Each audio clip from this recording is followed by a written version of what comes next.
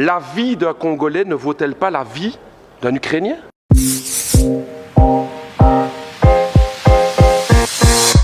Madame la ministre des Affaires étrangères du Royaume de Belgique, je vous interpelle sur la situation dramatique du peuple congolais. Je pose la question, pourquoi la Belgique n'intervient pas? Pourquoi la Belgique n'intervient pas pour aider la tragédie du peuple congolais à l'est du Congo? 5,4 millions de morts, des centaines de milliers de déplacés, 1 million de réfugiés à Goma, et une responsabilité écrasante qui pointe du doigt le Rwanda présent à l'est du Congo avec son armée. Et que fait la Belgique? Rien. Rien. Comment est-ce possible? Quand la Russie envahit l'Ukraine, à juste titre, c'est la condamnation. Ce sont les sanctions, ce sont les livraisons d'armes à l'Ukraine, mais quand il s'agit de la République démocratique du Congo, rien. On n'aide pas.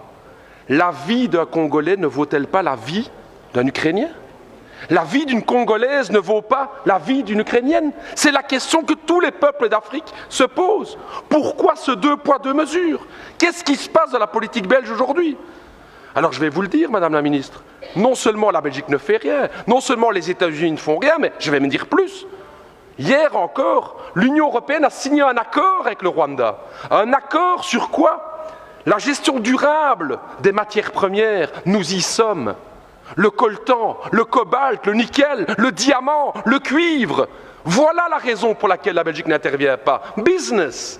C'est l'argent. C'est ce que mes amis congolais me disaient. J'ai travaillé 2 ans à Kinshasa. Et ils me disaient, Raoul, ce qui se passe en fait avec le Congo, c'est ça, c'est que notre sous-sol est plein de richesses et que l'Occident regarde pour se faire de l'argent. Parce que ce deal avec le Rwanda, soyons clairs, c'est pas du Rwanda que viennent les diamants, c'est pas du Rwanda que vient le cobalt et tout. Tout ça vient de l'Est du Congo. J'ai envie de dire à tous mes camarades congolais et à l'ensemble des peuples africains, on le voit aujourd'hui, les puissances occidentales ne pensent pas à votre bonheur, elles ne pensent qu'à une seule chose, c'est l'exploitation de votre sous-sol. Vous pouvez aujourd'hui, vous pouvez croire à vos propres forces.